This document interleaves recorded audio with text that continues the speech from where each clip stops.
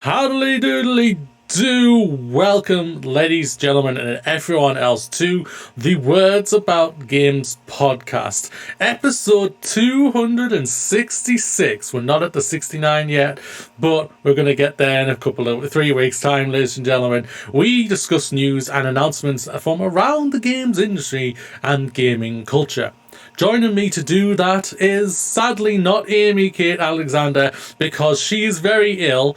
Go and send her some love on her Twitter at Joe Blobs. It's in the description. I'm just going to say that. I can't say it very well. I'm terrible.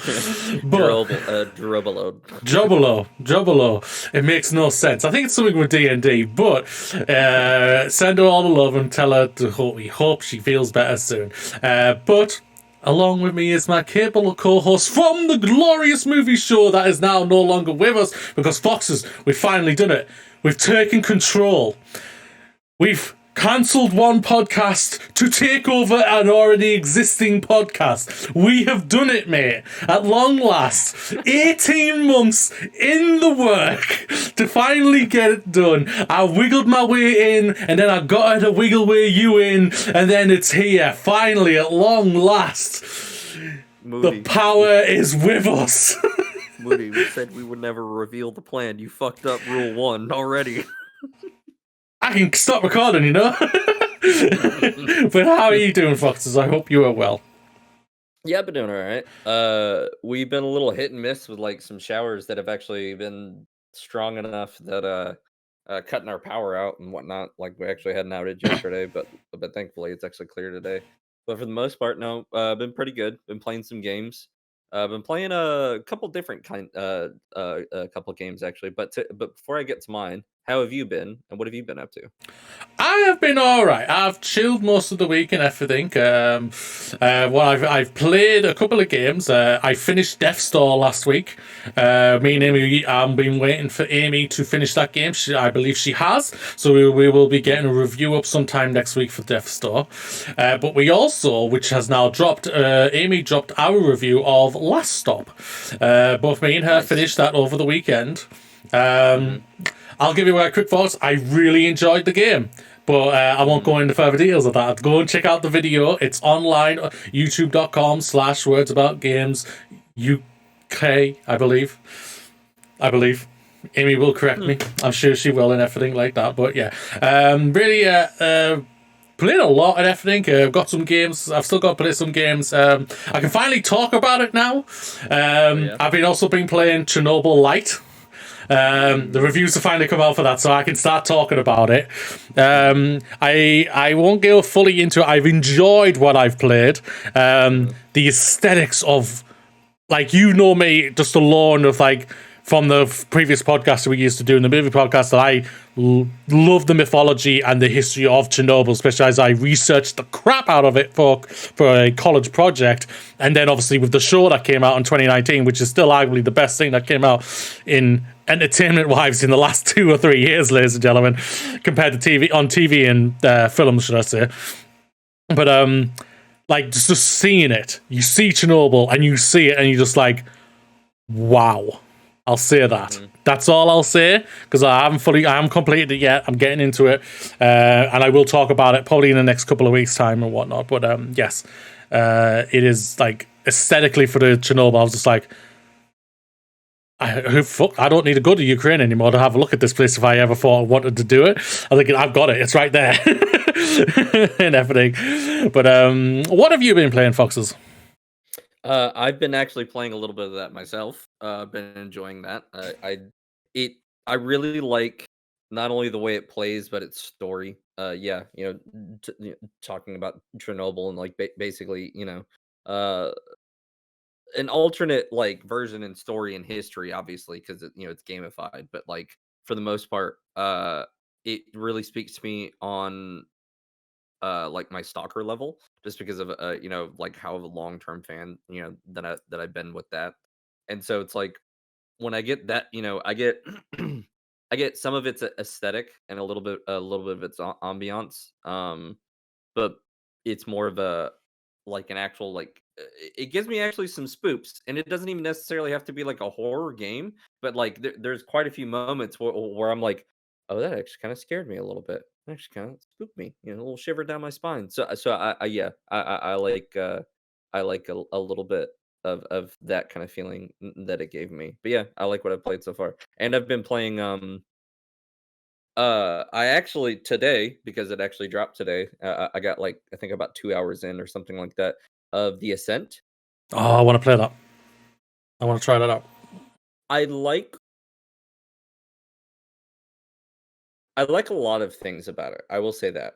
There are a few hangups so far, but I think that maybe that probably some irons like things that they can iron out or like whatever may be with like Hmm. maybe a patch because I will say that there is in my short experience, like I only said 2 hours, I kind of come across a bug and I don't know if it's like within the game or if it's within Xbox's like invite system that's on PC. Yeah. Um, because basically what'll happen is that I'll be talking to someone and my partner will go talk to someone and whenever I exit the whole dialogue, or they exit the whole dialogue, they'll be frozen there and they have to like basically boot back in again. And then there's a separate bug where I can't invite anyone Oh, while that's I'm in the disappointing. game. Yeah. So it's kind of annoying. But the aesthetics and actually how the way it plays is really kind of good to be honest with you. Like it looks really good. It plays pretty well. Except for like, that little bug for the most part. I will say, however, though, I don't know if it exponentially ramped up on us only because of like we leveled, but basically we decided to level, and then the next thing we know, everything else leveled way ahead of us, and it was like they were much higher levels than we were, and we were like, "What just happened?" It just got really hard for no reason. But like it's soon to be seen to see what happens with the rest of the game because early telling. Yeah. But I think aesthetically and the way it looks is really good looking. Um, It's actually a really detailed game. Yeah, I like it so far. And I've been playing Gunfire Reborn, which is basically a first-person shooter of Risk of Rain, kind of like roguelite. If you Yeah. ever played Risk of Rain or Risk of Rain 2, it's a first-person shooter, basically kind of revolved around that. Like you go in, get certain skills, get certain weapons, try to beat the bosses, and try to survive all the way to the end. It's been pretty fun. It's a good like it's a good fun game to just get in a group with like four people or even like by yourself. Like it's a good enough game. Like either way, like fun to be had, and it's also can be chill enough, like the way you want it to be, Yeah. if you want it to be. So it's kind of nice. Cool. We'll also be talking about the Ascent later on when we talk about all the OpenCritic and the score and everything like that. See who wins that and see if it brings Foxes further back into it or if Amy's tied or if I've just gone further ahead as I always am because I'm just that glorious loser. But Foxes, before we get into the main topics, which I'm trying to avoid, I'm trying to delay as much as I can because of just what's happened again in this because of this injury. But I swear, I texted Davey, I swear I don't have an addiction, but I got another one. Oh no. He's Yeah, you so do have an awesome. addiction. He's so awesome. I'm the new Captain America. And everything like that. But I don't know where to put him yet. But I'm just for now, I'm going to put him there next to Xenomorph and Sarah Ryder from Mass Effect Andromeda. It's an interesting combination, but either way, I will find a way where I'm going to put that. But yes, let's get into it. Let's no longer beat about the bush. In this week's episode, we discuss another week of hell in the games industry.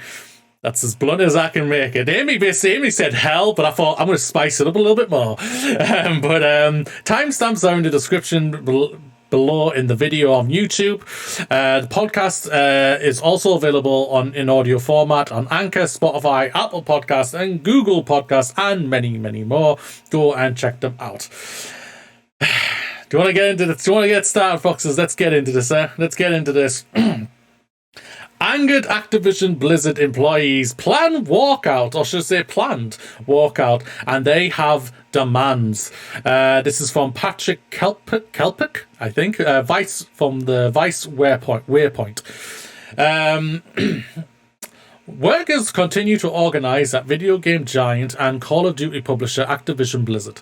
Fallout from the state of California suing the company for allegations fostering the breeding ground of harassment. Employees have scheduled a company-wide walkout for Wednesday.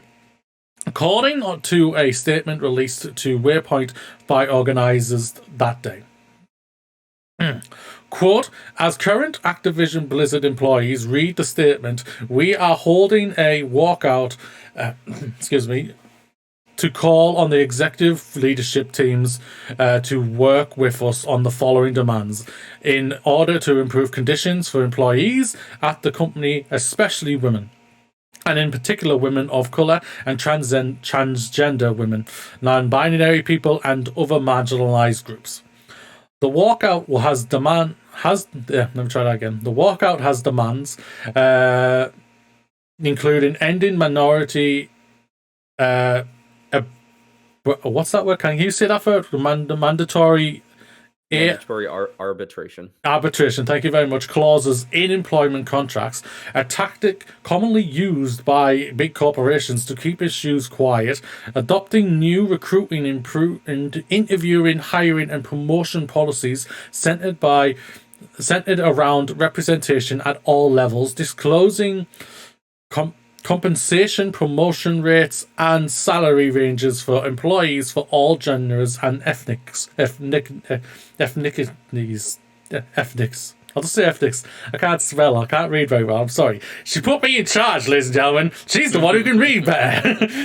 The hiring of a third-party diversity, equality, and inclusion task force to audit Activision Blizzard's reporting structure, HR department, and executive staff.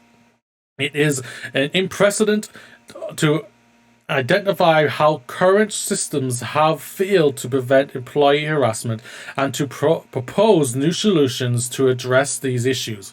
Reads the statement. Activision Blizzard did not immediately respond to a request for a comment. The walkout is scheduled for 1 p.m. And 5 p.m. I'm guessing 1 p.m. Western and 5 p.m. Eastern times that took place on Wednesday at the front of Blizzard's main office in Irvine, California, and will have both virtual and in-person compounds. There is also a hashtag #ActBlizzard walkout that people can use in solidarity, which me and Amy did both tweet out for that, ladies and gentlemen, for that. Foxes, what are your thoughts on this? Last week, obviously, all of these craziness came out about the frat boy culture, that's at Activision Blizzard, and basically other companies like Alpha and Ubisoft, Riot Games, and etc., etc. But we've all talked about it on many occasions. Like, what can these companies do and everything like that? What can the employees do and whatnot? For the first time out of all of this has ever seen, it seems like the employees are like, enough is enough, which I support wholeheartedly, and I'm sure Amy does as well. I'm not speaking for her, but I'm pretty sure she does. This is great to hear, and I do hope something has come out of this. But what are your thoughts? I agree. I do hope something really, really good comes out of this. I also hope something that basically this wasn't a detriment to themselves. Like, don't get me wrong. Like, your choices is your choices. Like, if you chose to do, a walkout and there was the possible detriment to your own job, they're like, well, if you walk out, you won't have your job, you can't walk back in, that kind of sort of thing. Yeah. Sometimes it happens with companies. Like, it's ugly, and I definitely don't like it, but it's also something that is definitely realistic. Sorry. But nonetheless, taking a stand and actually doing what's right and speaking your mind, and also, coming together, to be honest with you, to hope hope and actually try to demand for something better is something that, yeah, like I'll always commend and definitely stand for, and I think is a really good. Not only is it a good first step, but it's one that, like, I do hope that will become something that isn't necessarily a possibility of, like, a threat to, your own career, that kind of sort of thing. It's just be like, whether it's this step or, you know, documented steps or whatever it may be. I think that this is a good one for sure. Yeah, there's no doubt about it. Like, these companies in general need to realize you can't release games if the developers aren't there to make those games. And like, this is the thing for Activision Blizzard. Like, we know literally basically nothing right now about the next Call of Duty, what's supposedly coming out this year. This Walkout would have delayed anything that was going to get done that day to continue to getting it made and everything. And so, like, that's how you do it. You hurt them in the wallets. It's the only way the CEOs, which we'll talk about later shortly, and all these, and the directors and the board and all like that will notice, because it'll hurt them in the wallet.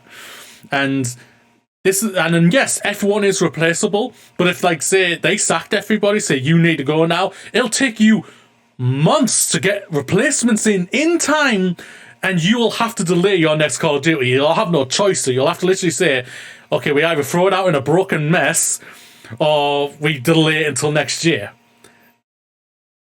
This is the thing about it. They have to make a decision here, and hopefully this is now literally woken them up to finally do other things. But there's a thing that we're going to now go on to next, which I think is going to add more further on to this as well. So the next story is continuing with Activision Blizzard. The Activision Blizzard employees say CEO's statement fails to address concerns and we will not return to silence. This is from Video Games Chronicles.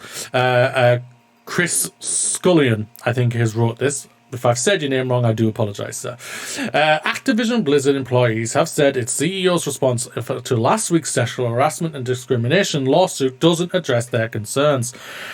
The Californian Department of Employment and Housing filed a discrimination and harassment lawsuit against the publisher last week, claiming it found evidence that it's discriminated against female employees in terms and conditions of employment.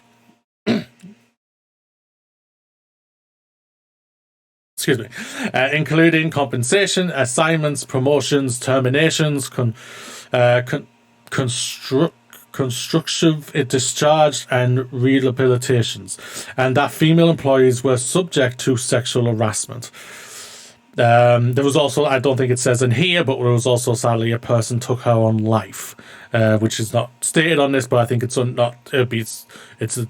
detriment against that person if it's not reiterated that this bad culture made a person take her own life. And I hope that she is resting in power now, and she is no longer in pain for that. But continuing, this Activision's response to the lawsuit was a complication one,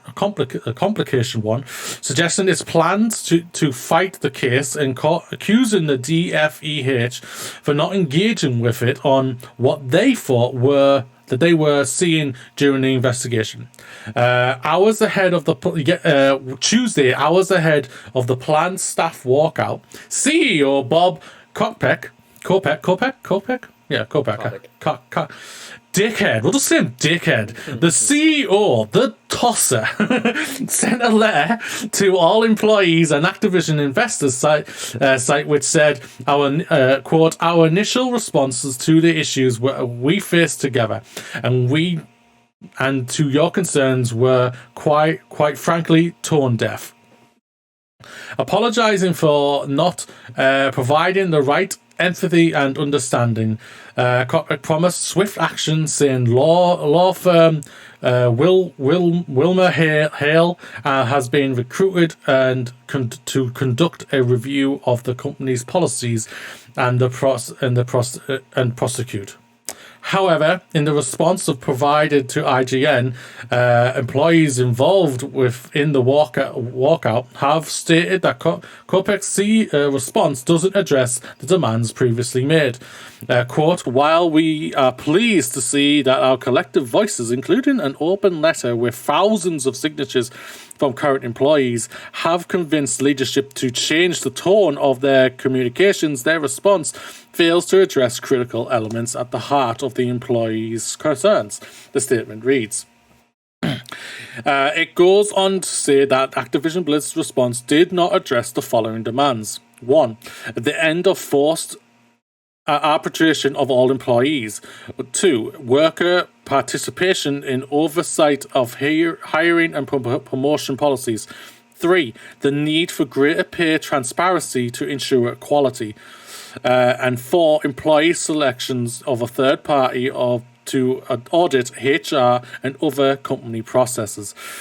Quote, today's walkout will demonstrate that this is not a one-time event and that our leaders can ignore. The statement continues, we will not return to silence. We will not be placated, thank you, by the same process that led us to this point. This is the beginning of an enduring movement in favour of better labour conditions for all employees, especially women, in particular women of colour and transgender women, non-binary people and other marginalised groups. We expect a prompt response and a commitment in actions from our leadership on the points that we've illustrated above, and look forward to maintaining a constructive dialogue on how to build a better Activision for all employees. Before I let you into this, Foxes, there's only one way this is going to change to the employees. And I'm going to throw again Ubisoft into this and Riot Games. These CEOs, directors, their team that they have around them, they have to be removed. These are the ones who have allowed this type of thing to continue for years and years on end. Bullshit that I believe that Bobby Kotick just found out about all of this terrible culture that his company that he oversees has allowed to happen. I don't believe it, just as much as I don't believe Ubisoft's CEO saying, I did not know, or whatever, what happened with my staff and everything. Bullshit. They all need to be removed and literally burnt down. Those companies basically need to be burnt down to the ashes and be reborn with something new in place for a better culture.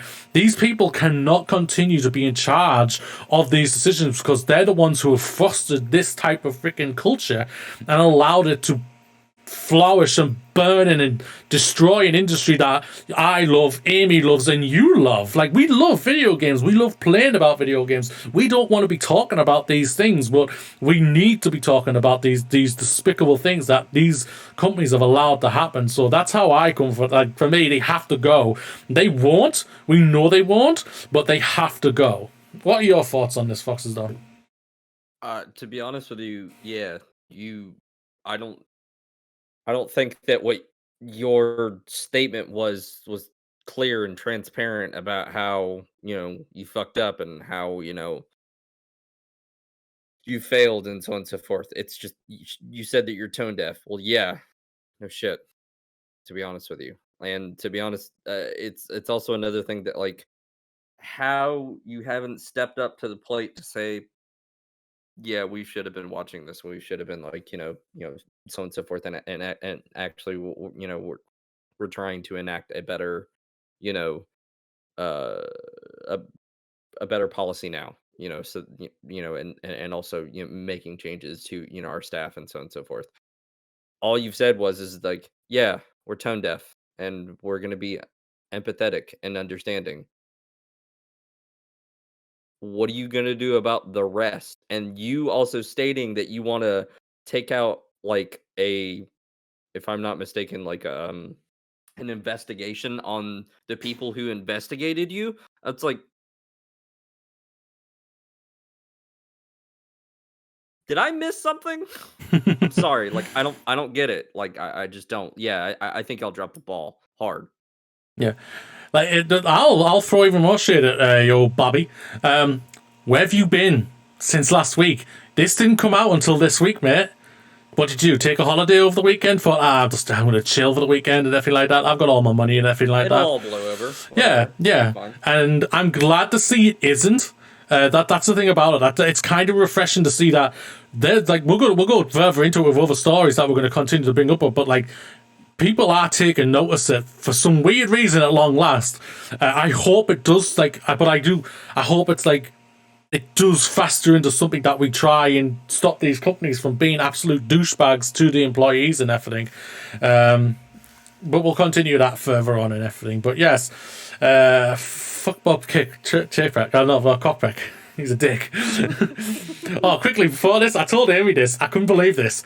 Like, I watched, one of my favourite films is Moneyball. Brad Pitt's the baseball game. I couldn't believe who plays... Yeah, I couldn't believe who plays the fucking CEO of Brad Pitt's baseball team.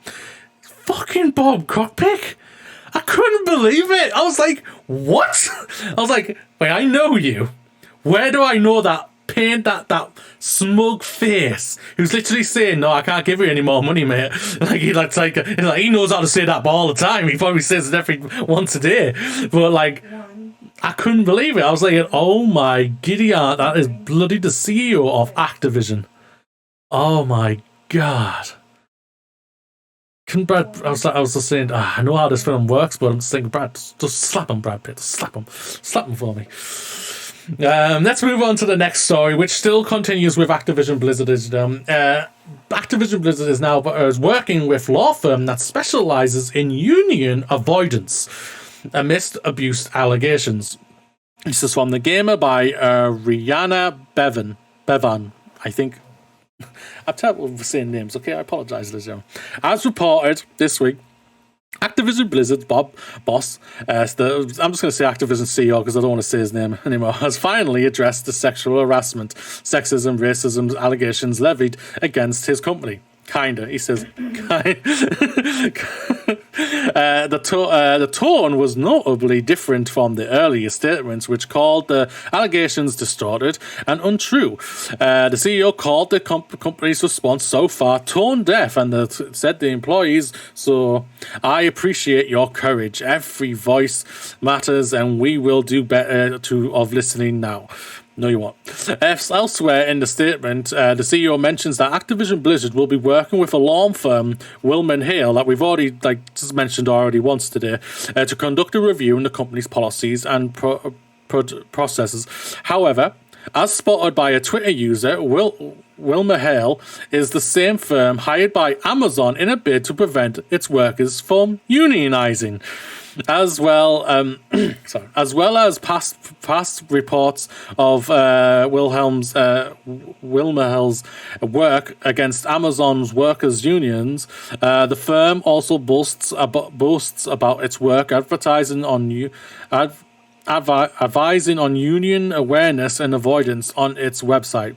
Further still, the company lists its previous work with companies in which it has an extensive history of defending companies in lawsuits similar to the one Activision Blizzard is facing. It profoundly boasts achieving mishandles in cases regarding discrimination, unpaid overtime, and attacks and regulations brought against its clients. On top of this, the firm also offers its clients a defense against whistleblower claims. Wow. As the CEO's statement, the company only admits to working with Wilmer. Is it Wilmer Hill? Would you say? Wilmer Hale. Yeah. Wilmer Hill, yeah. In relation to investigating the allegations to frat boy culture in the workplace. Indeed, the firm has also worked with companies to counter this, stating on this website, we regularly undertake and guide investigations into employee complaints or of discrimination and harassment, and also conduct high-profile internal investigations and confidential reviews into corporate culture general. Generally, Activision Blizzard have been contracted to explain its full relationship with Wilmer Hill and what exactly the firm will be used for. Well, everything what we just talked about has just been thrown right out the window by this. So out of all the companies you get to try and defend you literally pick the one that fights against unionizations, won a lawsuit for Amazon. Dude, you flew up in a penis, just so you know, into space. And it's done other things to try and stop unionization and stop people from talking or whistleblowing about the company's terrible cultures. And that's the company you want to go for to defend yourself. That tells us where you stand. For me, straight away there, Activision Blizzard. Screw you even more. But Foxes, what are your thoughts? Like, do y'all want the 9-inch nails? Like, that's like I can go make them for you if you really, really want, and I'll bring them to you. Oh man. It's almost kind of like you said, Moody, that, those who are in power really should be the ones that, I guess, I don't want to say subjugated, but subject to a lot of internal investigations, almost, because it's like, yeah, we're turtling in and we're gonna hire companies that we know that we're buddy with, that can save our ass. Yep. Exactly. Foxes, this is all I want. I'm a simple person, as you know myself. All I need in life is for the gaming industry to be a brilliant, inclusive, fantastic place to work. And a double-jointed fiance. But either way, I never get any of those, so I'm screwed either way.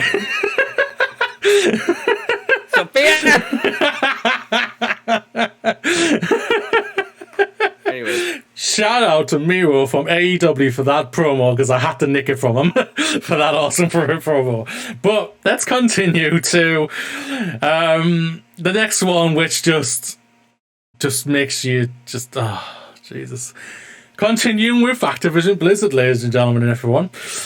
Here's the evidence of a fired Blizzard developers Cosby Suite existed. And you don't want that name brought into the games industry, ladies and gentlemen. This is from Sean Hollister from The Verge. As the employees walk out on Activision Blizzard over allegations of sexual harassment and workplace discrimination and how poorly they felt, the company responded. Kotaku has released a report backing up allegations that a fired developer kept a hotel suite named after alleged rapist Bill Cosby. I'm just going to let that sink in a little bit. Ladies and gentlemen, Bill Cosby. In case you're catching up, the state of California sued Blizzard for gender discrimination, blah, blah, blah. Like, we already know about all this. We've said it many times. The suit, but we'll continue. The allegations include claiming specifically naming Alex. Can you say that last name for us? Afrasiabi? I think you would have got closer than I did. I think you're closer than I was. Right, so that's all right. The former senior creative director of World of Warcraft. The suit says that on top of sexual harassing women, Alex, we'll just say, had a hotel room during BlizzCon 2013 named the Cosby Suite, and is suggesting that other employees knew about it. Neither Kotaku's report nor the California lawsuit say anyone who was sexually abused specifically in the Cosby Suite, but it's increasingly clear that the suite was a real thing. As you can see above, these are the pictures on the article, so go and check them out, ladies and gentlemen. There's a picture of alleged Blizzard developers literally holding up a framed photo of Bill Cosby, Kotaku says the suite was a hotspot for informal networking at BlizzCon, where people...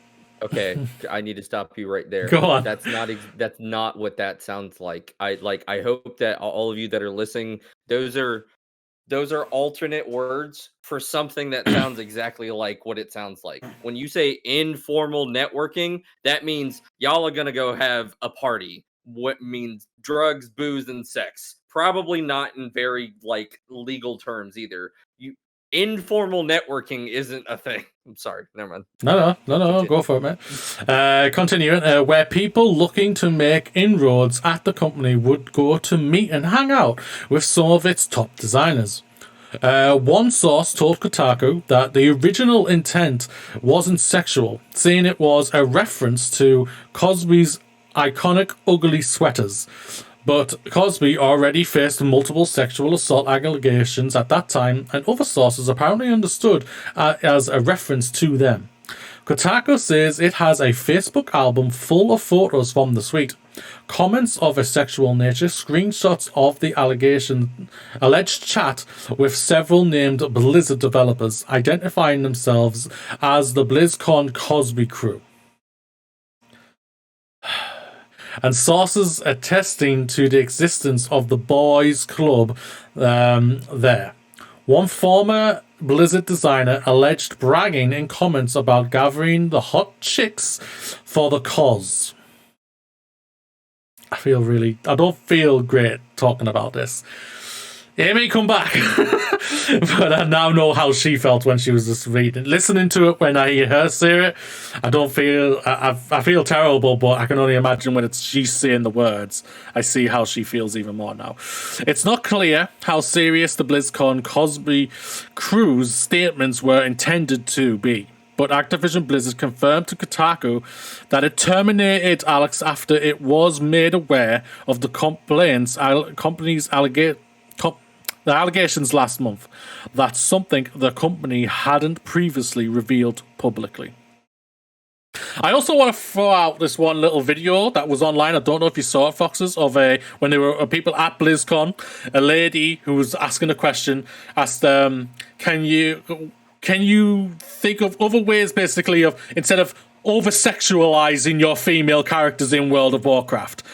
And basically, she was booed from some people of the crowd, but also laughed at by the panel from the people on there. One of them is the CEO of Blizzard right now. The guy with the long hair who came out and apologized a few years ago about the BlizzCon thing and everything.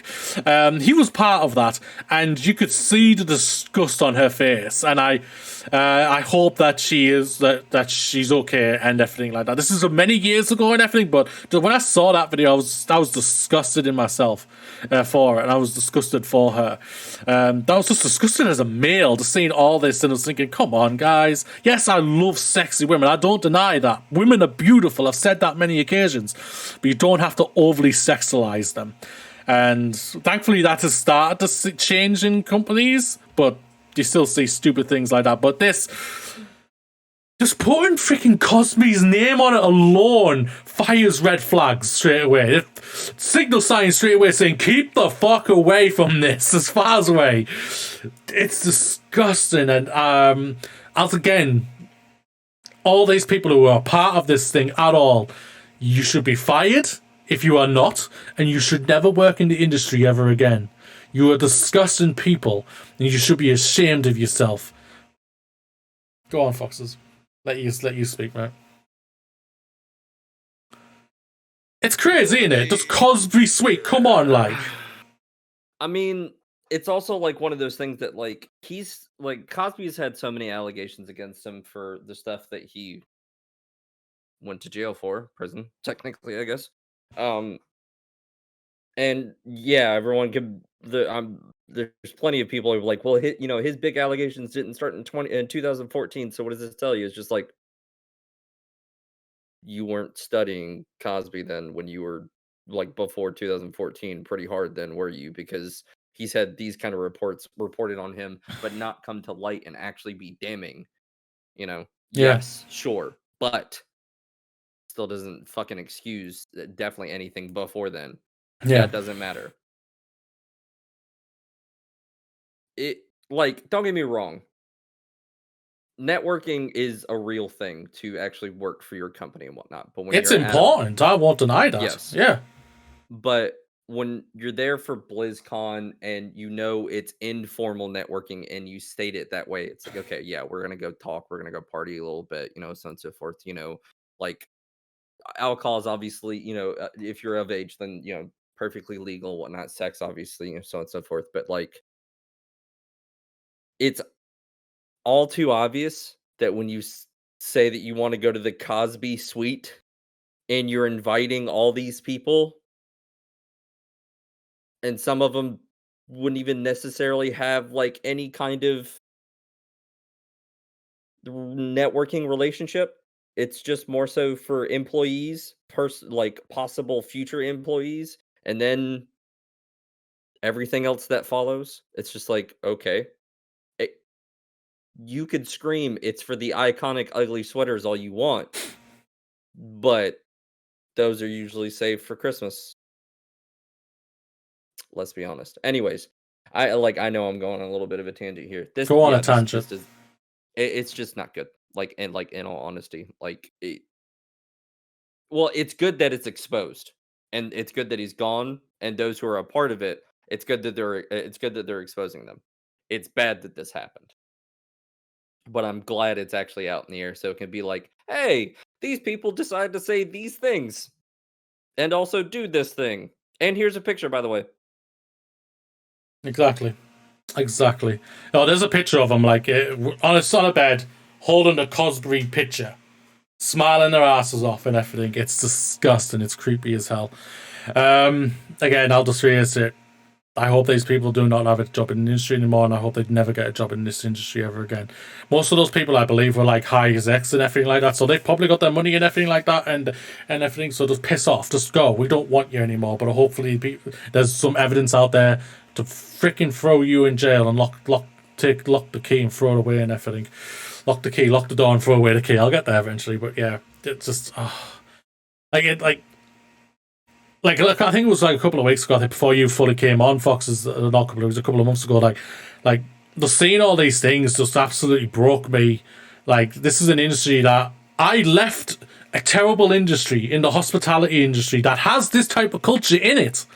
Frat boyness, bulliness, sexual harassment, racism, transphobic, the whole shebang, bulliness, the whole shebang. I left that industry for coming to get into an industry that I love and I have a passion for.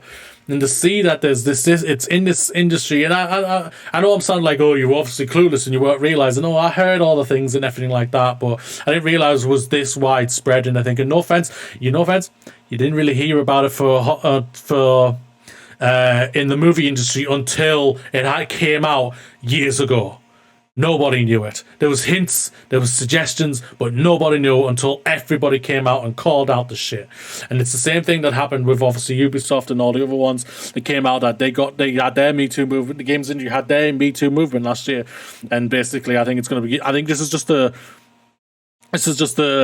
start, basically, and this is going to continue. We're going to be hearing more about these two things, and it's good that we know, because we know we don't want to talk to you anymore, the companies or anything like that. You need to change for us to start talking about you and expecting us to play your games or anything like that and stuff like that. But it broke me, and it's breaking me just now. Like, I'm trying to get into this industry, like I'm applying for jobs, and it's just like, I'm like, I look in the mirror and just go, have I done the right thing here? Have I really done the right thing here? But you'll be one of the good ones. It's not going to be easy, but you'll be one of the good ones. Oh, hell yeah. I'll call out the shit. But let's move on to the next one. Continuing kind of with Activision Blizzard, but it's now bringing in Ubisoft again. Ubisoft employees signed open letter in solidarity with the Activision Blizzard walkout after also seeking changes. This is the full letter. To the workers at Activision/Blizzard. We hear you and want to loudly declare our solidarity with you. Over the past week, the games industry has once again been rocked by revelations that have long been known by too many of us. Revelations that a year ago many were hearing about Ubisoft, and still is So let's reiterate it. It is clear from this frequency of these reports that there is a widespread and deeply ingrained culture of abusive behavior within the industry. It should no longer be a surprise to anybody, employees, executives, journalists, or fans, that these heinous acts are going on. It is time to stop being shocked. We must demand real steps to be taken to prevent them. Those responsible must be held accountable for their actions.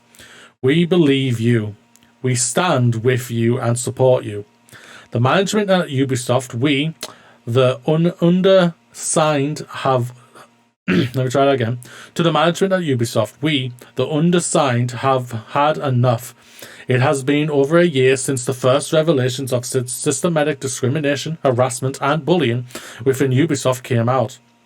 At the time, you acted surprised to hear of these acts going on within your own company, and we gave you the benefit of the doubt.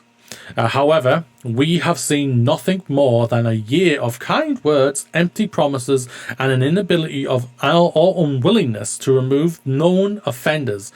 We no longer trust your commitment to address these issues at their core. You need to do more. I'm trying again. That does not mean more training sessions that go ignored by the people who need them most, and that does not mean more reassurances and kind words. It means real, impactful actions, and the only way. No, let me try that again. The only way is to fix something so egregious. No, I haven't said that right. Ingrained, sorry, thank you, is to remove the pillars that have compiled with it, be it by actively taking part or by supporting it. This is not only a matter of process, focus groups, PR management, or education. This is a matter of people's lives, their mental and physical health. By choosing profit over your security, you are literally toying with our lives. We should not have to choose between work and our safety. We have stood by and watched as you fired only the most public offenders. You let the rest either resign or worse, promoted them, moved them from studio to studio to team, giving them second chances after second chance with no repercussions. This circle needs to stop.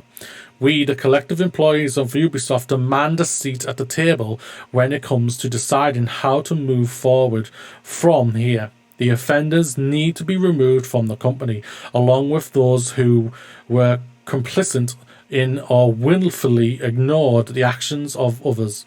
As the management, it is your role to see these acts going on and take action. Ignorance is not an excuse, not in law, and certainly not in the eyes of your employees. We need real, fundamental changes within Ubisoft, with Activision Blizzard, and across the industry. To this end, we promise that Activision Blizzard, Ubisoft, and other industry-leading publishers and developers collaborate and agree to a set of rules and processes for handling reports of these offences. This collaboration must heavily involve employees in non-management positions and union representations. This is essential to ensure that those who are directly affected by these behaviours are leading the charge. Yes, as we've already, you and Amy have talked about before, Ubisoft have promoted somebody who was a part of this culture that they have at Ubisoft, and he's in charge of not one, but two studios who are overseeing this giant online Assassin's Creed game thing they're going to create in a few years' time. That's one of the people. I understand. This is fantastic. I'll say this. I'd again, like I've been saying, this is great to see that for now people are now. The industry seems like they're starting to properly open their eyes and say, no, you can no longer do this. And hopefully this is how the employees need to hurt them. It's like, we're going to take a day where we do not make your game. We are going on strike or something like that, and they need to do this on many occasions because this is the only way you're going to hurt them. It really is. But again, I'll go back to what I said with Activision. The only way, you can't have these people in charge, the employees, the CEOs and all like that. They need to be gone. All of them, every single one, for any chance for Ubisoft to have any good reputation, to try and claw back any good reputation and everything. Like, we all know this. It's just like Activision. Like, they all care about is one thing, and that's the money. It's the dollar.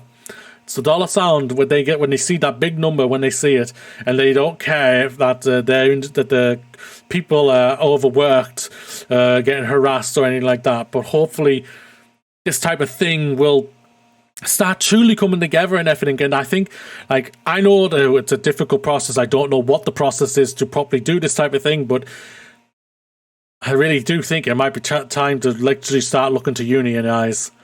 To truly start unionizing, because it's the only way these companies will realize that. Because if you unionize, the companies can you can basically just see, these guys aren't looking after me properly. There's other things in matter, I know this and everything, but these people aren't looking after me. These people are trying to get rid of me, and I've done nothing wrong, or something like that. And like they unionize will make sure that people are getting paid right, make sure that they aren't getting bullied, making sure that their complaints are heard. But it's a long process, and hopefully it will do. If that does, that Heal 1 gets created, I'm slapping myself right on that straight away. To make sure I'm safe and making sure that I'm in a good working place and everything. But it's great to hear this is going to... Great to hear that the Ubisoft employees are now going to try and say, like, they give them the benefit. I'll give them credit. They gave them the benefit. I'll say, okay... Like, me and him, I can say like that. We don't believe their benefit of doubt whatsoever. Learn like hell, crazy, get out of there, type of thing. But I can appreciate you love Ubisoft, you love your job. But they're given the benefit of doubt, and they've now come out and basically said, you've done nothing. And that was already reported by Jason Schneider from Bloomberg a month ago. They've done nothing. And now to see that the Ubisoft employees have basically said, yeah, you've done nothing. And we're going to stand with Activision Blizzard's employees, and we're going to basically say a giant fuck you to the bosses until you start figuring your shit out. But what are your thoughts, Foxes? If it takes a day where Activision Blizzard is like, we have no one. We only have those that like want to continue living this kind of culture. So the ones that need sacking then. Yeah. Basically. Yeah. And everyone else just says, fuck them. Like, in all honesty, it would suck for your fucking career, but it would also create this ripple within Activision, within the industry, to be like, we can't create our game because we only have the people who like doing this part of the culture, who probably don't work on our fucking game, and if they do, it's very little hands-on as it is anyways. This is just my assumption. But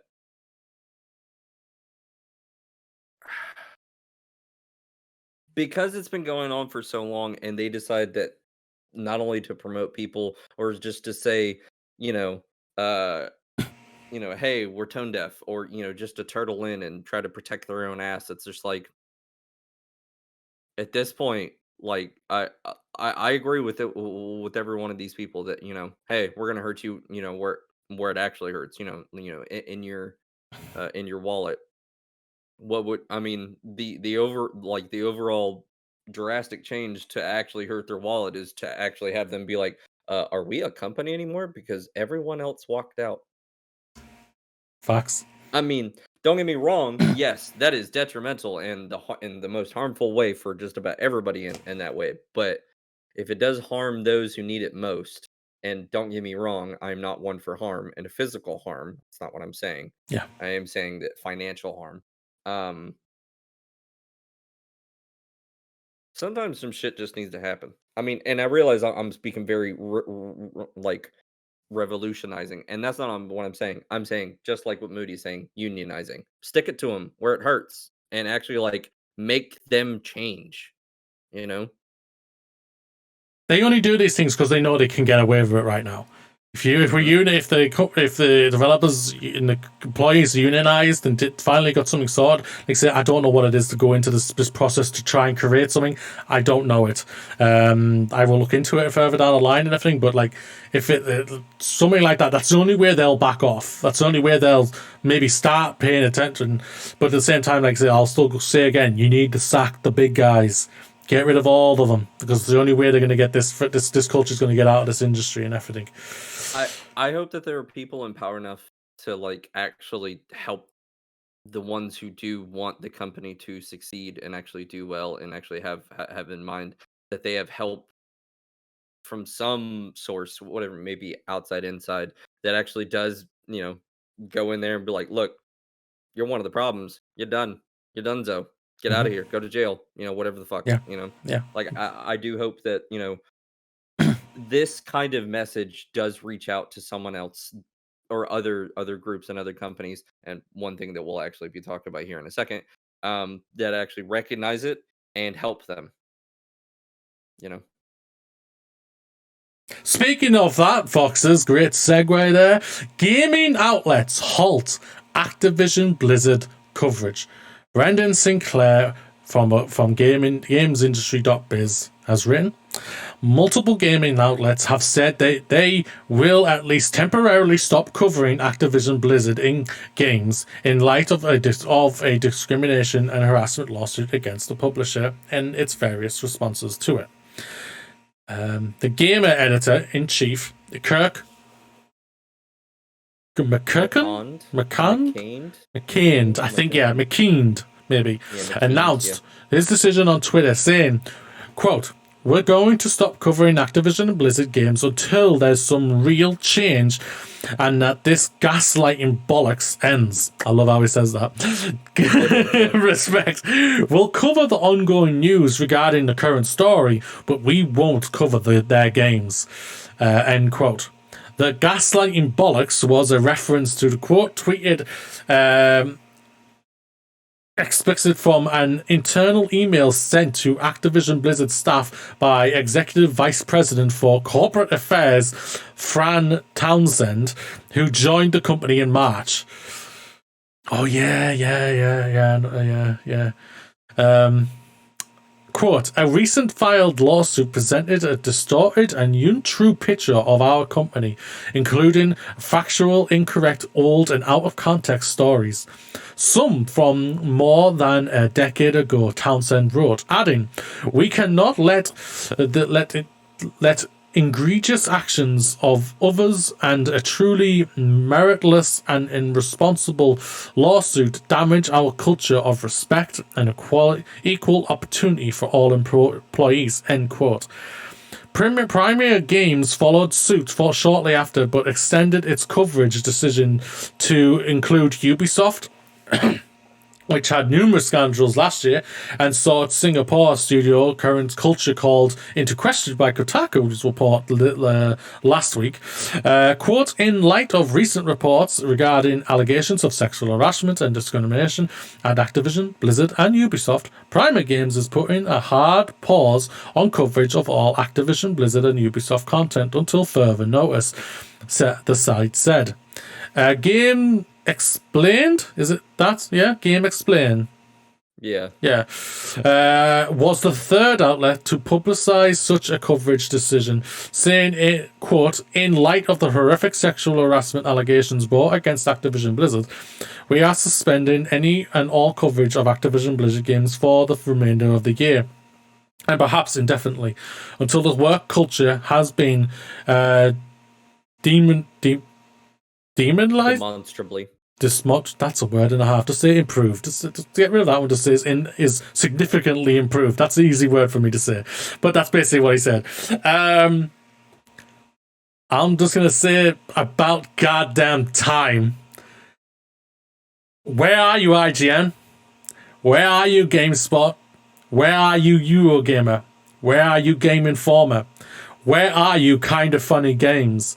Where are you, all these big podcast sites that talk about video games and say all this? You may spout out all of this stuff saying we are with these employees, but the only way to help these employees is not talk about their their company's video games, talk about them and the disgusting things that have happened to them, to make sure that their voices are properly heard.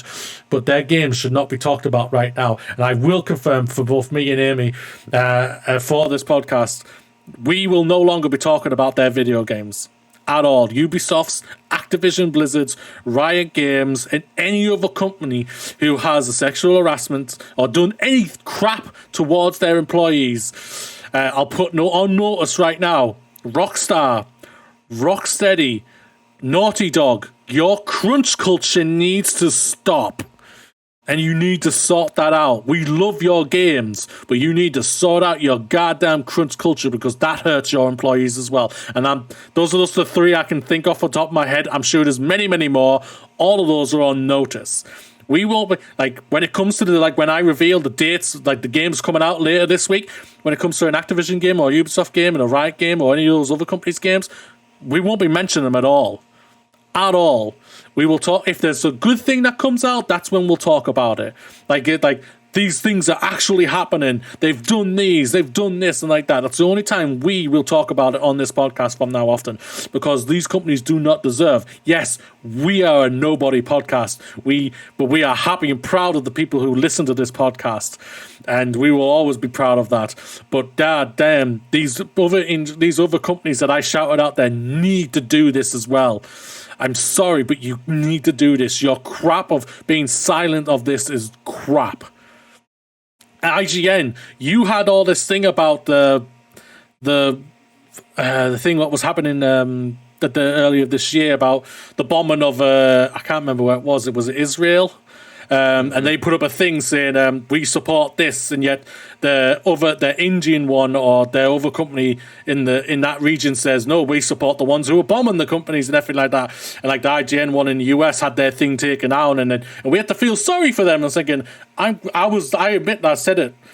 I don't have much sympathy for them, because they allow their crap to go on. They allow this crap to continue. They tweet out, we're in solidarity for these people.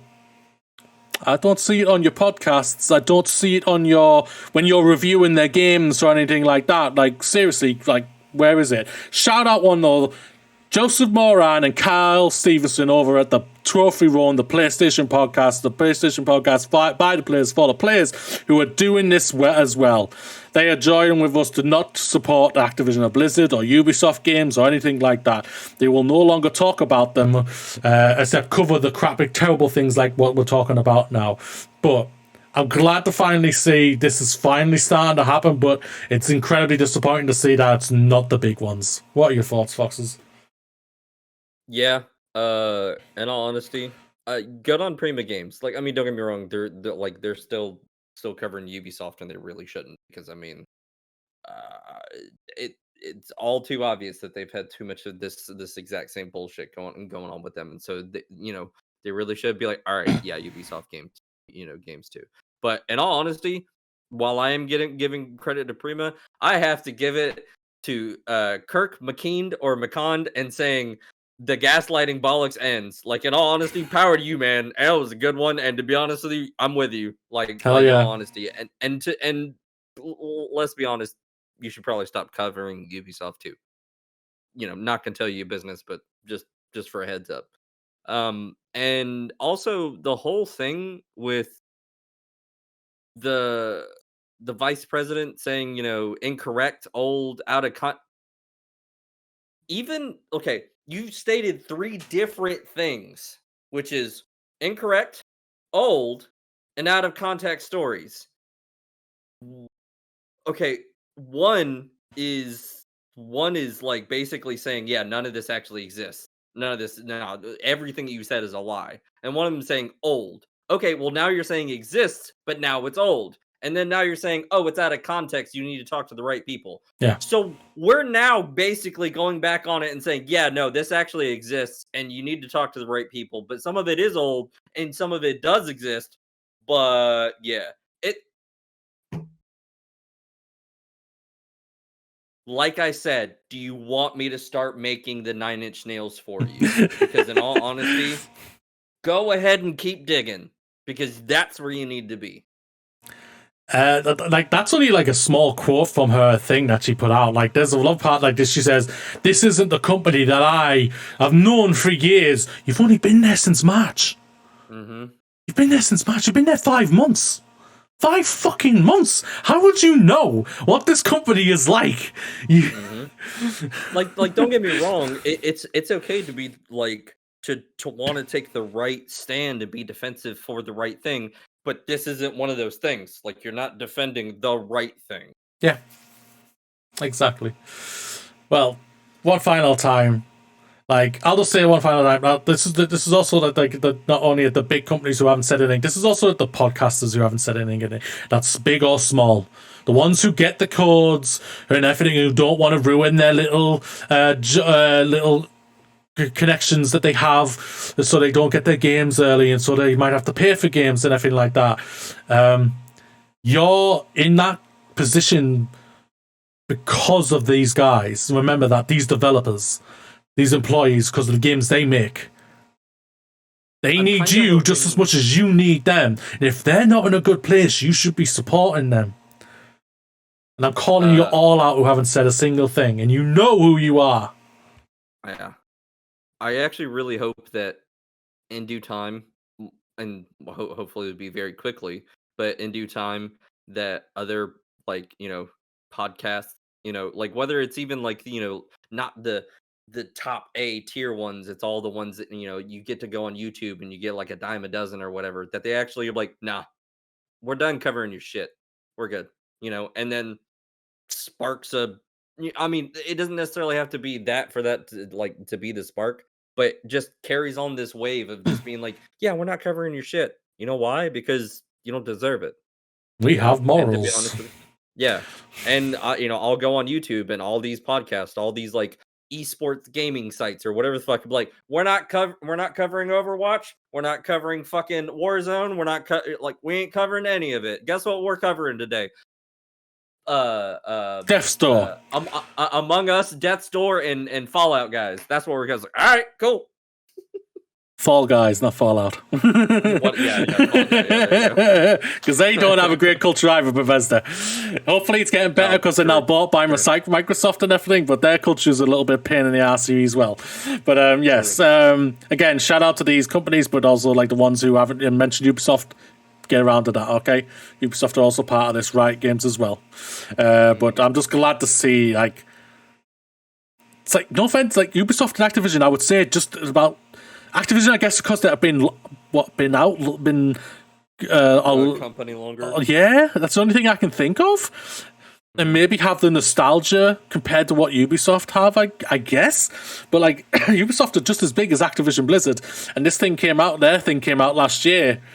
Nobody reported on it except like me and Amy and like a couple of small podcasts and everything like that, and Jim Stephanie Sterling and everything. Shout out to them. Like their video, like the video they put out was amazing, and you can see the pain in their eyes and everything. Like it's like I can't, like I've been sought. They said them many times. Excuse me. They said many times like this has been going on for years, guys. This is something I've been shouting out for years and everything, and I just feel like crap right now because of it. And I hope they are feeling. I hope they have a good week, because like they are really, really are good at their job. Believe it or not, Activision is only 7 years older than Ubisoft. Is it? Yeah. Foxes, do you want to finally talk about some video games? Yes. Yes.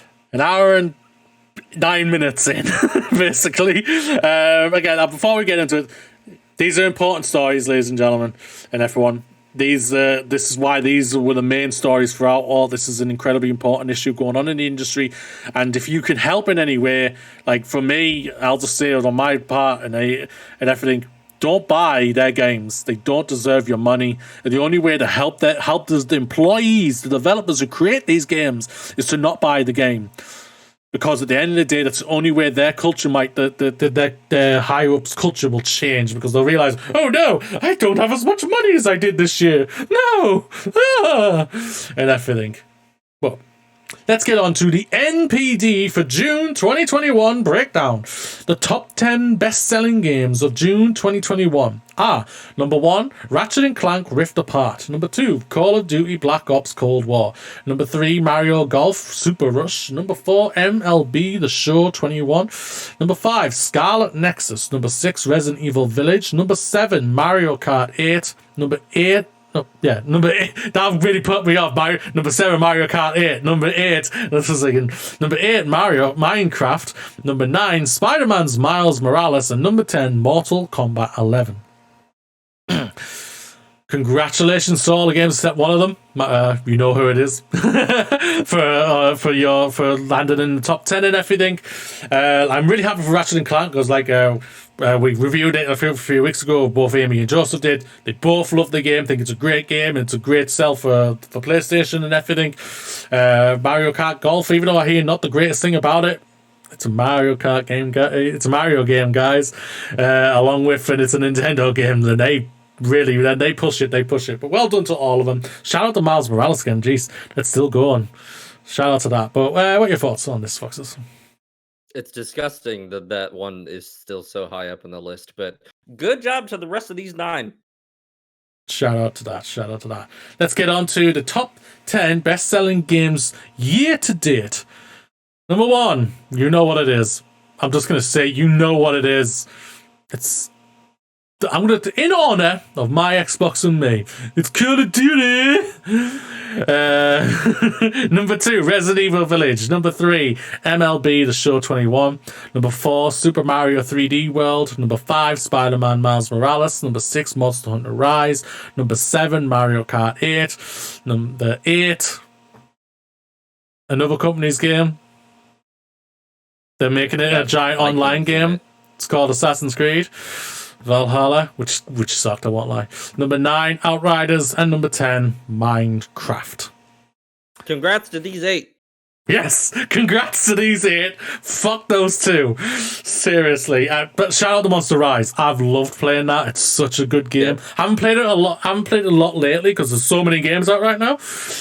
But yeah, I've really enjoyed playing that. And like Resident Evil Village, the more I think about that game, I'm just thinking, the more I think about it, I'm just like, I was maybe a little too harsh on that game. And I don't know, I was just like, I just want to go back and play it.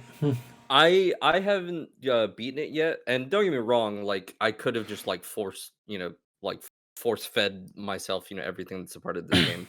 But I have to admit, every time I go back, because I only really kind of played in chunks of 3 or 4 hours, at a go, even though it's not very long. I'm having a great time with it. It reminds me of just about everything Resident Evil and its own perspective, and every other preceding Resident Evil that came before it. It's just first person, whether it be the puzzles. Granted, some of the puzzles aren't as hard, that's for sure. But its aesthetic, its feel, its whole weirdness. I really, really like Village so far. I actually think that once I finally get to the end of it, I'll probably give my full impression of it and actually probably give a real rating. But I mean, I really like 7, and I think 8 is even just as better in my personal opinion. But like I said, I haven't finished it yet. So may I ask where you're up to in the game? How do I say this without being spoilerish? If you're up to the part I think you're at, then I'll know what you mean. So I'm about to talk to the very first guy you ever run into who does that weird thing to you, and you're like, what the fuck is this? With all the metal. You're pretty early in the game still. Oh, really? No, have you just met him? Have you just met him, or have you met him a second time? No. I'm about to meet him again the second time. I just fought the big dude with the big hammer, and that fight. Yeah, that fucking fight was it was fun because I had my heart racing. I was like, it's so small in here. Oh my god. Okay, so you've done I'll just say it, the baby part. Oh my god. Yeah, that's all I'm gonna say. Yeah, that was that part. Yeah. And so okay, just a tiny little bit. I didn't know what to do because it was in the hallway with me. I was like, oh, I'll just run backwards.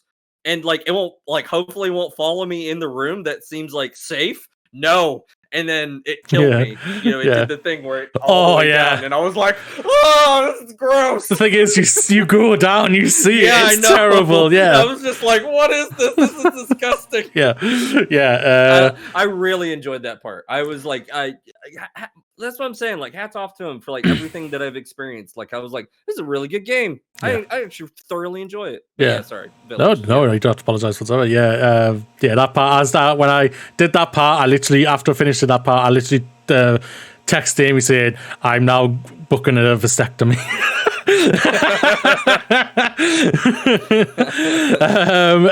Notes for the NPD. Ratchet and Clank Rift Apart debuts as June's best-selling game, achieving the highest launch month dollars sales of any title in the franchise's history. Launch dollar sales more than double those the previous high set by Ratchet Clank in April 2016. That was a good game as well. The Ratchet Clank reboot. Was an extremely well-received game like that. That almost got like perfect game by a lot of people. Yeah, and so is Rift Apart. Like, I can't wait. Like, it's basically probably going to be when me and Amy move in and everything like that. Probably is when I touch Rift Apart, because I think we're like, I'll just use her PlayStation 5 if she allows me. Please, Amy. I'll rent it again just so I can play it. And then I'll bash it as fast as I can just so I have opinion because it looks so good. Next up, Tony Hawk's Pro Skater 1 and 2 jumped from 51 in May to rank 17th on the June's best-selling titles chart. The Switch version of the game was released in the US during the months, according to the most of the gains. Again, one more time, fuck Activision Blizzard. True. Yeah. God damn it. They're everywhere, mate. They're like fucking Activision. Yeah, they're like that bad smell that just won't fuck off. The June release of A Pirate's Life content update helped push Sea of Thieves from 36th a month ago back into the top 20. Excuse me. Sea of Thieves originally launched in March 2018. Yeah, I'm hearing nothing but great things about this.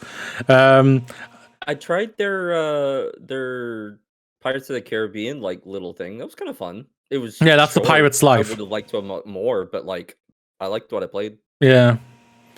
Like Amy says, ladies and gentlemen, Pirates of the Sea of Thieves is good, actually. It's not a bad game, that's for sure. Yeah. The water mechanics are incredible. Like when you and me played it, like with Joseph on it, we were just like, this sea's just like amazing. I just kind of just want to jump in the sea for the heck of it. we don't want to because we die, but either way. Next one is Xbox Series has the best-selling hardware platform in dollar sales for the month of June, while Nintendo Switch led by in unit sales. And last one, June dollar sales of Xbox consoles set a new record for the Xbox platform, besting its previous high set in June 2011. 10 years ago then. Is that 360? Yeah, it will be. Yeah, that's the 360, yeah. Xbox One is that's 2013. Yeah. Yeah, so it'll be 360. That's when it's the last high. And then they went into the next generation and hadn't been high ever since. They got game packs. They're coming back, guys. Don't worry. Next up, Superhot VR gets review bombed following the removals of suicide scenes. Molly Taylor from PC Gamer has written, Superhot VR has been review bombed on Steam following its removal of scenes involving a player harming or killing themselves.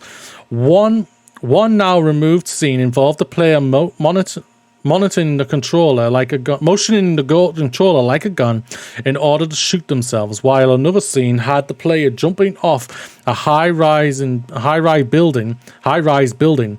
It's the type of thing we might see regularly when there's a level of separation between the monitor and ourselves, but the extra immersion brought with the something like VR can cause scenes like these to be distressing for some. While a previous update had added a toggle to skip disturbing scenes, last week saw them removed entirely. A short blog post from the Superhot team explained their reasons for changing the toggle to a straight-up removal, saying, considering the sensitive time we're living in, we can do better than that. You deserve better. All scenes, adultly alluding to self-harm are now completely removed from the game. These scenes have no place in the hotshot virtual VR. We regret it took us so long. The decision hasn't sat well with a chunk of the players' base, who have resorted to tanking the game's rating on Steam from very positive to overwhelmingly negative. Steam's picked up on the badness and boosted its review bombing tech into action. The wave of angry messages and abuse from fans, including calling the removal virtual signaling and others claiming that the scenes were integral to the game's story and has left it without a major plot points. There's been no word from the developer since the removal of the scenes. I don't condone any review bombing whatsoever. I think it's childish and I think it's pathetic in any sort of medium. But I also have to... It's almost like we have forums and a place called Reddit where we can be like, hey, so we understand why you would do something like this. As to be honest with you, like I don't blame the developers for wanting to make this choice, because like that could be traumatic for someone who's like maybe been in a near life or death situation, or even maybe taking their own life or something like that. That can spark traumatic events for them and or PTSD. And so, to be honest with you, I don't blame them for wanting to make a choice. I will say that maybe they should have probably left in the decision if you want it or not, if anything. But on our behalf, as far as gamers, we didn't have to go as far as fucking review bombing them. It's almost like we could have voiced our opinion and voiced our concern on websites or forums or in messages to their board or whatever the fuck, instead of going so childish. Sorry, Jenny. No, sorry. For me, I have to question a little bit of the developer themselves, because they had this obviously in there. The mechanic was available for this to be able to do this. I'm happy that they got rid of it altogether, because I have to question the people who are complaining about their own sanity and saying, why would you want to kill yourself in the game? Why would you want to do this? Why would you want to pretend to commit suicide in a game, especially as it's VR? Like, come on, like, seriously, this is more... VR is more immersive than ever before these days, and, like, it's crazy to think that people would want to try and even do this thing, but Jesus, man. In general, I have to, like, again, I don't condone any review bomb whatsoever. I think anyone who does it, you idiots. And don't, like, the idiots are saying, it's virtue signaling. Piss off! Seriously, piss off! Virtual signaling. Go virtual signaling up your own ass, mate, you idiots. Like, seriously, man. I mean, I'm sure there's I think they call that VR chat, if I'm not mistaken. No, I'm just kidding. What absolute bollocks. It really is. From idiots who are like this, man. It's a stupidity, yeah. Like, good on you that they removed it. I'm glad the developer removed it, because it should never have been in there in general. Like, we've just spoken about a person from the Activision Blizzard who literally took her own life. Suicide is not a funny thing. Suicide is not a good thing. Suicide is a thing that we need to be talking about, not putting in a game and laughing about it if we've killed ourselves in the game. It's disgusting. So I'm happy they took it out, and fuck those idiots who are review bombing this game. That's what I'll say on that. Yep. Next up, continuing with VR, Oculus Quest 2 sales have been suspended due to skin irritation claims. Chris Scullion from the VGC has written, Facebook has temporarily frozen sales of the Oculus Quest 2 due to reports of its skin irritation. Why do you put that in when it's in your title? I have to question that, just like what Amy does. I think, why am I re-saying the same thing when you've got it in your title? But either way.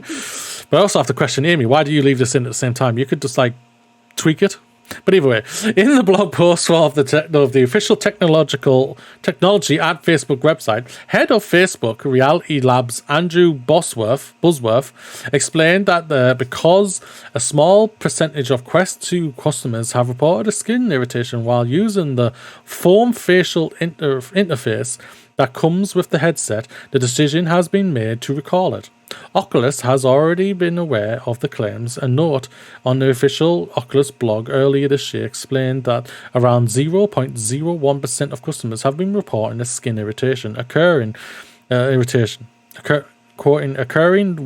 the foam position of the Quest 2 headset rests on their face. Excuse me, end quote. The company has been investigating the situation and has already made changes to the manufacturing process in an attempt to reduce the presence of trace substances which could contribute to skin discomfort. It has now decided to halt sales of the product and supply all owners with a free silicone cover that fits over the Quest 2's foam portion. Quest 2 owners can claim their free cover here. That's on the site, not here.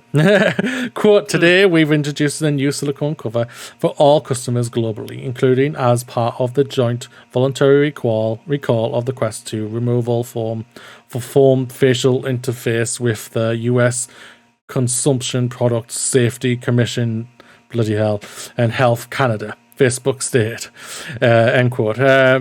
In addition, we've been communicating with global regulators and are taking the extra step to temporarily pause sales, blah, blah, blah, blah. We know sales have been... I'm surprised they've done this, and this is very good. At the end of the day, like, you think, like, when you hear, like, it's only, like, 0.01%, we don't care about those ones, our numbers are too high to even care. To hear that they've actually done something, I'm kind of impressed here. And I don't like to be impressed. Like, no, we do care. It's like, oh, good. Good for those that you actually want to be accommodating to. Yeah. You know? Like, I'm like, and I don't like to be impressed with Facebook, because they aren't a great company either, ladies and gentlemen. But I gotta take it. I'll take my cap off to you there. Well done. Well done. Can I get it? Because I have it. I have the control. I have the VR set, the Quest 2. Do you have a skin irritation to it? No. So you just want it anyways. I mean, you might as well. Yeah, it's free. It's free. It's actually free. It's free stuff. I like free stuff. I'm a cheapskate. I like free stuff. See, I'm such a cheapskate that I save my money for Funko Pops. See, like, that's how cheapskate I am. Like, let's bring him back in one more time. See, the new Captain America. Not look how saving when they're still there. Yeah, he's like, he flies around and all like that. But no, yeah, it's I'm glad to hear that. At least one bad company is trying to do something kind of nice. It's weird to say that. I'm not gonna lie, it really is weird to say that. Next story is PlayStation 5 has already surpassed 10 million consoles sold. Josh Coulson over at The Gamer has written. PlayStation 5 is officially the fastest selling console in PlayStation history, surpassing 10 million units sold in just 8 months. Both PlayStation and Xbox's newest consoles remain notoriously hard to come by for some people. You really? You think so, huh? You fucking think so? A combination of component sausages and scalpers buying up as much stock as they possibly can contribute to that. However, despite all of those hurdles, PlayStation has officially announced that all PlayStation 5 has already surpassed 10 million souls. Quote, we are thrilled to announce that as of July 18th, 2021, we have sold more than 10 million units consoles globally. Revealed PlayStation's SVP Veronica Rogers. That's 10 million consoles in less than 8 months, officially making it the fastest selling PlayStation console ever. More evidence that it might well have the best year ever for a PlayStation in 2023. But we're in 2021. I don't know if that's a misspell or if it was meant to say 2021, or if they're like saying 2021, fuck you. 2022, seriously, fuck you. 2023 is where it's all about. But getting back to the proper quote here, a record Sony has admitted it hopes to break. The statement from Rogers celebrates some of the people's teams, departments, blah, blah, blah. Congratulations to all the teams and all the games that are coming out. We all know this. I'll say this just for Amy's sake. Yeah, it's a shame that all those scalpers have got all those consoles in their boxes where nobody can play your games and everything. Yes, well done. But yes, we all know the deep down PlayStation, the Sony, they've sold 10 million consoles. Congratulations. I'm curious how many's been scalped. I'm actually very intrigued by this and how many's actually been played for and everything. So, but yes, congratulations. What are your thoughts on this? And if they're all not sitting in a warehouse just being farmed for, football points. Sorry, what were we talking about? Good job, PlayStation. Let's move. I'm alluding to another story that happened a little while back about fucking like what was it? Somewhere like 1,000? No, it wasn't 1,000. I think it was close to like 500 PlayStations or whatever the fuck was like all being farmed and ran all by computers to all farm football points for fucking EA's, whatever currency. Oh my, it was nuts. But nonetheless, though, yeah, I agree with you. Like, I hope isn't too many that scalpers got their hands on. But yeah, I mean, nonetheless, yeah, good job. Capcom is now offering Resident Evil Perfumes to celebrate Leon, Jill, and Chris. This is from Liana Rupperton from Game Fauna. I love that lady a bit. She's absolutely awesome because she loves Mass Effect and she loves Dragon Age and she talks about it a lot. Go to subscribe to her channel on YouTube, ladies and gentlemen. Ever look at Jill Valentine, Leon Kennedy, and Chris Redfield and thought to yourself, I want to smell like those fine specimens? If the answer is yes, then boy, do we have the perfume for you. Capcom is now selling official licensed Resident Evil perfume. And don't worry, it doesn't smell like blood and gore like the gimmick candle the company sold a few years ago. And for now, the perfumes are limited to just 3 characters of the Capcom's Japanese store. Don't need to really talk about the rest or anything like that. They create perfumes, foxes, of their 3 main characters who basically are the only ones people talk about them and everything. But hey, do you want some perfume to smell like Leon, Jill, or Chris Redfield? I brought this up to no, I really don't actually, because I brought this up to like other people, and they were like, "I can't smell like Lady D. I can't smell like Lady Dimitrescu," and I was like, "You would have thought that would have been one of the first ones that they would have picked," and I was like, "But unfortunately, no." And they're like, "No, then I don't want to smell like anybody. Fuck that. I want to smell like her." And I was like, "That's my thoughts too." Well, there were many times that people allowed her to literally kill them in the game, Resident Evil Village, where people are like, oh, I'm meant to be running here. Oh, no, she can't catch me. No, oh, she caught me. Don't be so harsh. Oh, baby. Sorry about that. There was this one point where I got her, quote unquote, stuck. If you know what I mean. I bet you got stuck, man. I got her stuck so that way she kept like basically walking back and forth so I could be able to just keep looking at her. And then I called Megan over. I was like, "Hey, come look at her." Like everybody wants to know, like yeah. How do you not make a perfume about her too, though? Like seriously. Fox, that's not she's bigger than those 3 characters now.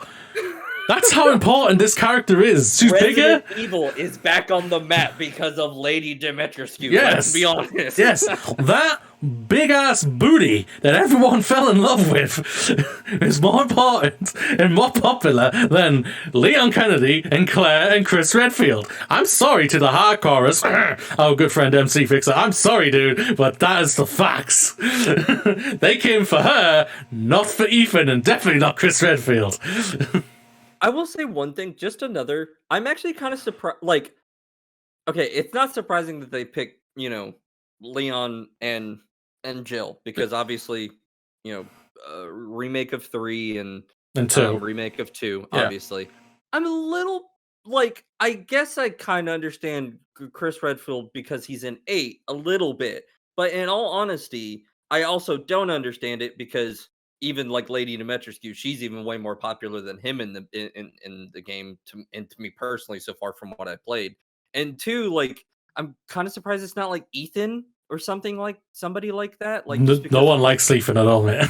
True, yeah, I guess that's fair. But yeah, I'm kind of surprised that it's Chris. Although to be honest with you, the only thing I expect Chris to smell like is just musk. Your so, like it'll be like anything else that is made for men. He'll probably smell like a volcano punching a rock. Musk, yeah, exactly.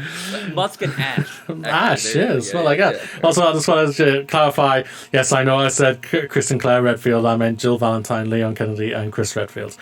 Claire Redfield's not that important in this one. I will say one thing. I do like that they're saying that like yes, we're doing this, but like doesn't mean necessarily we're gonna stop. So hopefully they actually do more characters. This is just a Kinda good crazy fun. ass Japanese thing. They are crazy when it comes to their merchandise, and people eat it up. So go for it. But yes, me and Foxes are right. It should have been Lady Dementia because everyone loves her. No one cares about these three. Next up, you want to talk about some donuts, Foxes? Yes, please. Why not?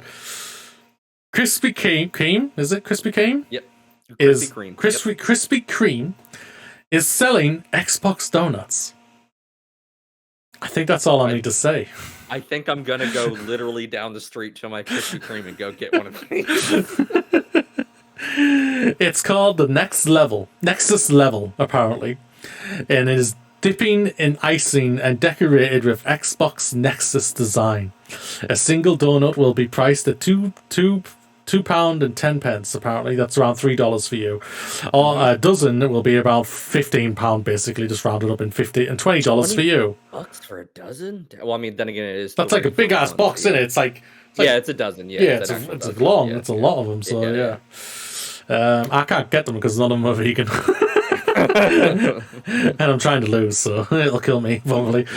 But no, yeah, when I saw this, I was thinking, damn. Oh, the article's from Tom Warrant from The Verge. Go and check it out. But yeah, the tagline just told you everything. Krispy Kreme is selling Xbox donuts. You didn't need to go through the article or anything. It's crazy. But they've done a fridge. I do kind of like the starting of the second paragraph. The donuts won't come equipped with CPUs, GPUs, or SSDs, but you might be able to win that type of hardware in the form of an Xbox Series S. I was like, so you're saying go buy donuts to get fat to hopefully get an Xbox, so then you can keep eating donuts and get fatter while playing your Xbox. But the thing is, it seems like it's a good circle. But the thing is, the Xbox Series S is actually the easiest thing to get compared to the X. Yeah. So they don't have to actually kill themselves by eating tons of donuts. Just go out and buy an Xbox Series X. Go buy that. Yeah, sure. And everything. But no, Microsoft's margins. If Mountain Dew did it for so long, I couldn't fuck it. At this point, everybody else is going to do it too. They're like, no, if we can get people to get free games or get free stuff, fuck it. Have them buy our stuff. Hell yeah. And that is it, ladies and gentlemen, for the stories this week. The other thing was going to be Amy's evolving list of awesome SGDQ speedruns, but she's not here next week, so she said, she literally put in, I haven't watched it. Super Mario 64, Super Mario Brothers 3, Dead Space, Halo 2, Mass Effect 2, No One Left Behind, Shadow of the Colossus, GeoGuessr, Dragon Age Inquisition, and Ghost Runner. These are all the ones she said last week. Still. She hasn't watched anymore, so she's going to tune in next week, or tune in next week so she can watch more this week. There you go. Yeah, that's why she's not here, Liz. She's not really ill. She's just watching a speedrun instead. She's going to see who finishes first. I'm going to text her, see if I text her in time before the speedrun done. I did this one for you, Amy, since I love it too, and I figured Moody was going to be a butt and not say it. So I was going to be a butt. I won't lie. I was going to be a butt. You know me too well, mate. You know me too well from our previous podcast. You're going to be a butt here, aren't you? So I'm going to do it for you. So there. Okay. Down to the home straight, ladies and gentlemen. Games out next week. From August 2nd's Grime? Mm-hmm. PC.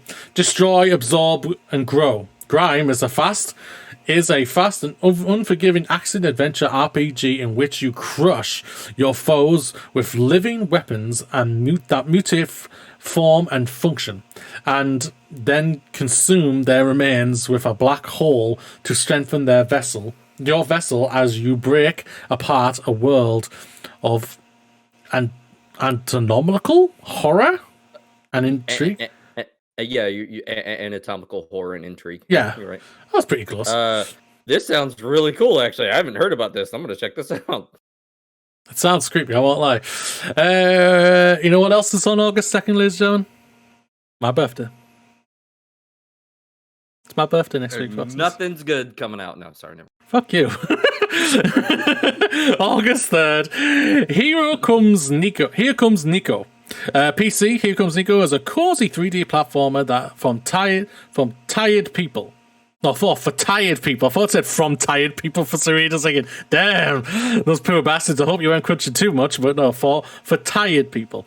You play as Nico, traveling across scenic islands, make new friends, and catch fish, solve puzzles, and snag bugs, and more. Oh, did I mention your boss is a frog? That's it, apparently. That's it. In Sound Mind, PC, PlayStation 5, and the Xbox Series. In Sound Mind is an imaginative first-person psychological horror with frequent puzzles, unique boss fights, and original music by the Living Tombstone. Journey within the inner workings of the one place you can't seem to escape, your own mind. Why do I want to go? My own mind's bad enough. I don't need. No. Don't want to do that. No. But it sounds intriguing. Go and check it out. Hunter's Arena Legends.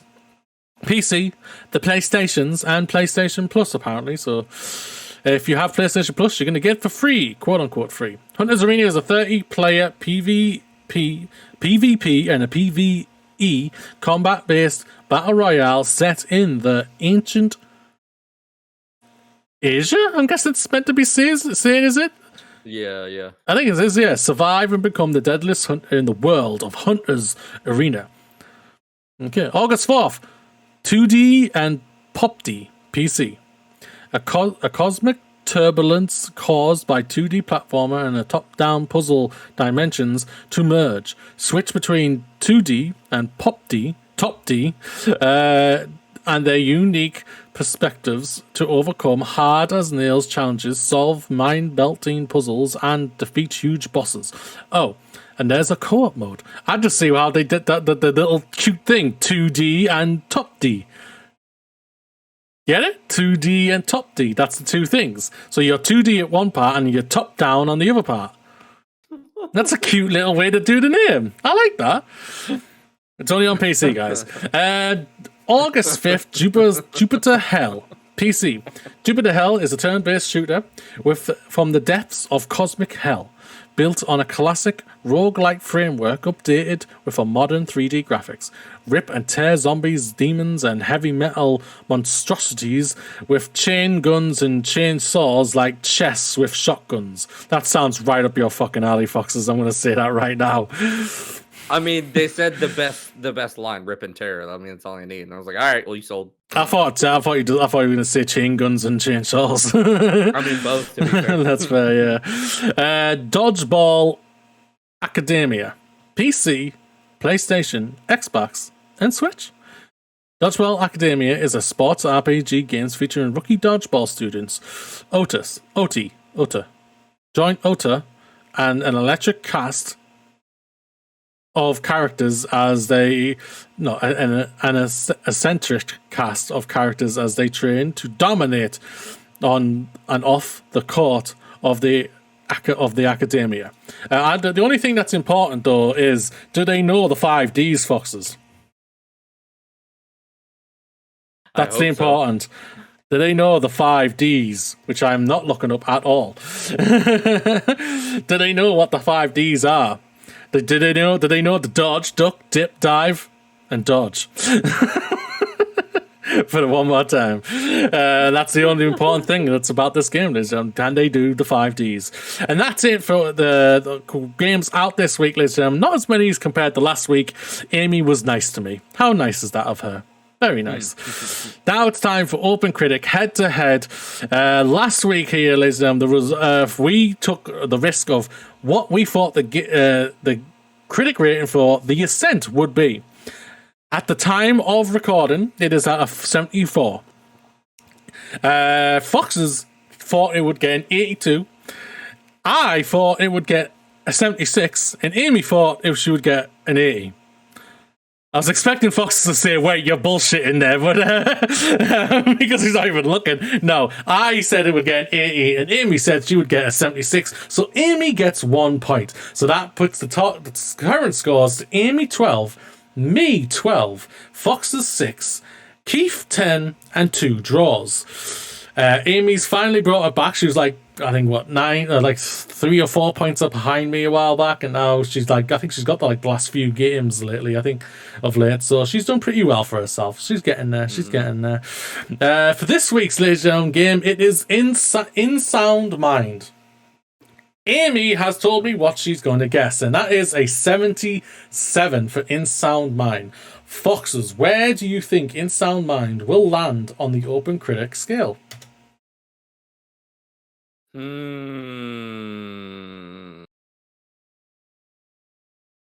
That's actually pretty close with what I was thinking of, to be honest with you. I'll go 78. I'll go 1 point above. 78. I realize it's really close, but... And for me, ladies and gentlemen, I'm doing it, Amy. 69. Okay. It's an indie game, so most of when it comes to unknown indie games, you don't see a lot of people talk about them in general. So if hopefully this will not be the case, and many companies will talk about them and give them good scores and everything, and kids hearing great things about it. But I don't know much about the game, so I'm going to just go for a spitball and say 69. Well, that is it, ladies and gentlemen, and everyone else, of all the news and games that we're going to be talking about today. I hope you've enjoyed this episode. I know there's been difficult stories that we've had to talk about, but these needed to be talked about. Again, we reiterate that we do not support Activision Blizzard, Ubisoft, Riot Games, and all the other companies that are just terrible towards their employees, and we stand with the employees of those companies, and hopefully these companies will sort their fucking shit out. Amy will be back next week. I hope so, because I don't want to have to read all that again. Or the next week's one. I might get Foxes to do it if it's being Foxes this time. Let Foxes do some work. Especially as I don't read very well. But either way, Foxes, have you got any parting words before we get off?